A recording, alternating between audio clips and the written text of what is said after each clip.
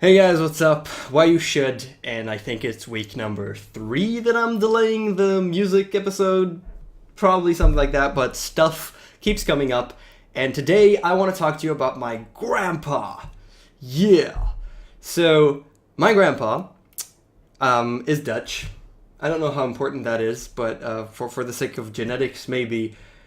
He's Dutch, which means I'm Dutch, or at least of Dutch heritage. I don't speak Dutch, my mom speaks Dutch, my grandparents speak Dutch. And what it means about me that I have a Dutch passport, which is incredible if I ever want to visit, live, anything about the European Union, the EU. Good, but it's not about me. This episode's not about me. We're talking about my grandpa.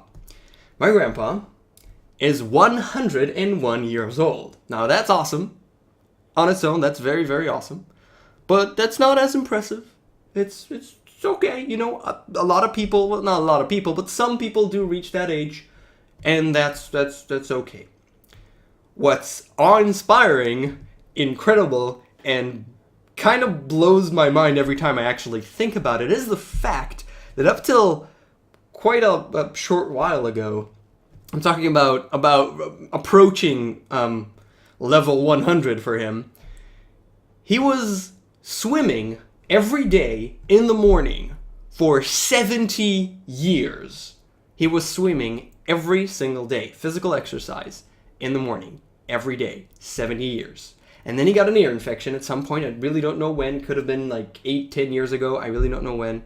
Or maybe just 5 years ago. I really cannot tell for the life of me. At some point he got an ear infection, couldn't really swim anymore. So he said, okay, all right, okay. And he started playing ping pong, table tennis, to some of you. Table tennis every day in the morning.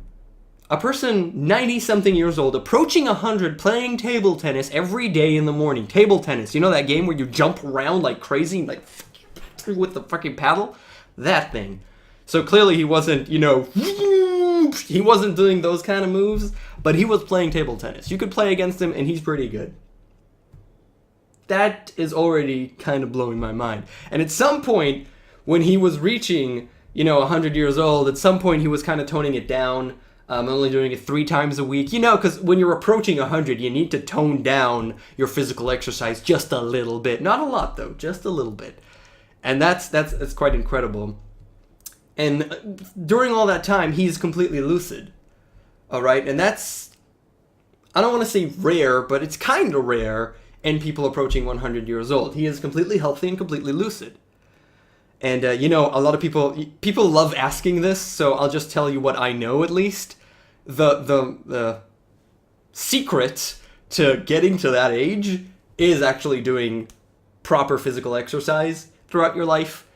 It doesn't have to be swimming and every day for 70 years, but, proper physical exercise. And apparently every single day in the morning, a grapefruit. A whole grapefruit. That's just what he eats. And, that's all pretty incredible, I'd like to think. But that's not what I wanted to talk to you about today. I just want to, give you an introduction to my grandpa, which I hold as an awe-inspiring figure because he's 101, completely lucid, and walks on his own, does everything on his own. That's kind of awesome. So, about a week ago, he went to the hospital. He started feeling not that well, and he had to go to the hospital. And, the subject we're going to talk about today is death. And, if it's not obvious. And the perfect way to go, what everyone aspires to, is when you're all but white hair, 100% white hair, when you're good in your days, go to sleep and simply not wake up. That's probably the best way to go, I'm pretty sure. And the problem is when you go to the hospital and when your quality of life diminishes greatly. And that's really the problem. And my grandpa always, he didn't talk about it. It didn't bother him because death didn't bother him. But he was very clear that if he reaches a state where his quality of life reduces dramatically, and he signed a waiver, a very simple waiver he signed years ago, that if he's ever a vegetable and his life is continued in artificial means, then you should unplug him and let him go. And that's in the law. You can't do anything about that. That's just how he wants it, and it's very understandable. He's 101 years old. Okay, he's quite old. He had his good life, and at some point, it's time to go. It's time to die. That's the only logical direction. That's the only logical direction we're all going at. But we have a little bit more time than he does. And that's something that you need to be fully aware of and think about. And clearly what I want to talk about today is not specifically you dying, because hopefully you'll all live till you're very, very old and you won't remember this video or anything about this. It's, it's very, very far from us to be relevant. At least I hope so. I'm talking about when someone close to you is in that frail age, I want to say, though my grandpa's nothing but frail, but old. It's not a dirty word. He's old. He's very, very old. And he's going to die. He's going to die. It's the only logical way to look at it. And yes, clearly there's a lot of emotion because it's someone close to you. But you have to look at it logically. You can't get swept up in your emotions too much. And I'm not saying don't be sad. I'm just trying to say, look at it from a logical perspective. And, people say, no, he must go on and live on forever and ever and ever. And sometimes that's not the right answer. And I'm going to take religion and put it aside because there's a lot of things, I don't think there's a single thing that I agree with on religion. We're not going to talk about that. But if there's something that I definitely disagree with religion, is the continuation of life no matter what. If someone's quality of life gets reduced to a certain threshold, they should be allowed to die. And I want to say that, honorably or respectably, but on their own terms. And it's something that I really believe in. It's clearly an ethical problem. It's a moral problem. And there's a lot of gray area to talk about here. But I want to give you my stance, or the way that I see it, at least. He had a couple of days where he just didn't want to live anymore. He was pretty much strapped to a bed, tubes coming out of him, IVs and other things, less pleasant things, antibiotics. And that's not really a way to live. That's not really a way that he was used to, because he was up and going, doing everything on his own. And he didn't really want to live. Luckily, his brother came to visit him and a friend came to visit him. And that kind of resuscitated him completely. He just, revived. He respawned. He just came back to life. And now he does want to live. And luckily, he wants to live and he's fine. And he's actually going back from the hospital to the home where he was in. Clearly not back to his own room, where the section where, people who are completely operable, let's say it like that. He needs to be taken care of. But he's very much alive. He's going to be taken care of way better in that home than at the hospital once the hospital, kind of a nasty thing to say maybe, but fixed him. And he's fine now. But there is that moral ethical problem of,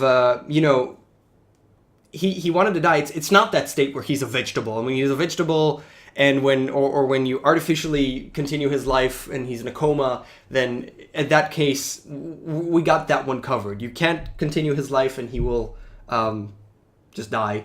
But in a case where his quality of life is really low, what do you do there? It's a really problematic gray area, and clearly the law in, I'm assuming most countries, if not all countries, states that you can't help him do anything. You can't help him, commit suicide. In that sense, it's a touchy subject, but I'm just going to say it because I'm not afraid of speaking about these things. You can't help him commit suicide.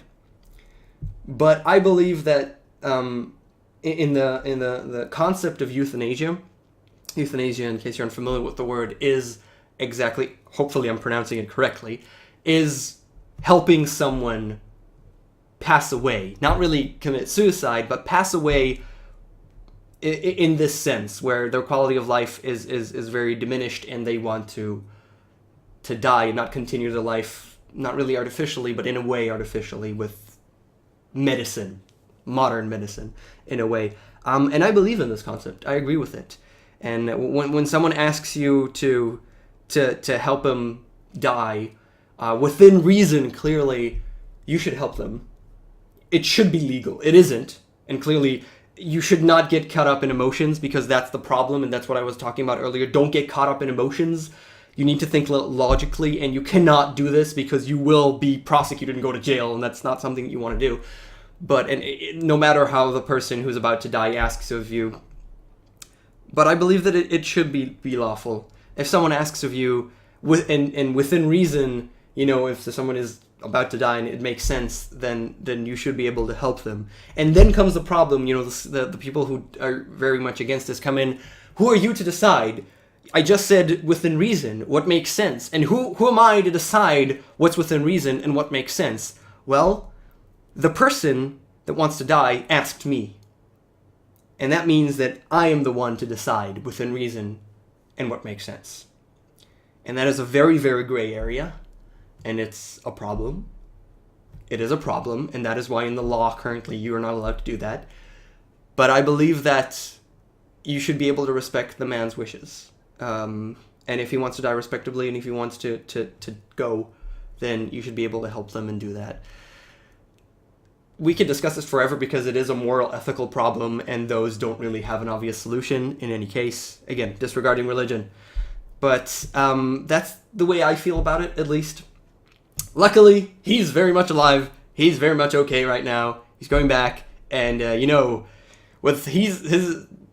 live on. He can live on another year, 2 or 5, because he's quite amazing, and we wish him all the best, clearly. But I wanted to talk about this because it's an interesting subject, and I felt like talking about it because it happened to me now. All these thoughts about this subject, so. Yeah, not always easy subjects, but important ones that we do want to talk about because these things do happen to people. And then you need to think about them, and they come up. So, yeah, that's all I wanted to say. And again, we wish him all the best, and wish all of you all the best. Don't die. Dying is bad. Unless you want to, and you're very in a problematic... Okay, let's just stop talking about this. I'm spiraling and getting myself into a bad stuff to talk about. So, yeah. Next week, probably not music, right? Because I'm just keep screwing with that. But we'll see what happens next week. And as usual, thank you so much for watching, and I'll see you guys next time. Bye.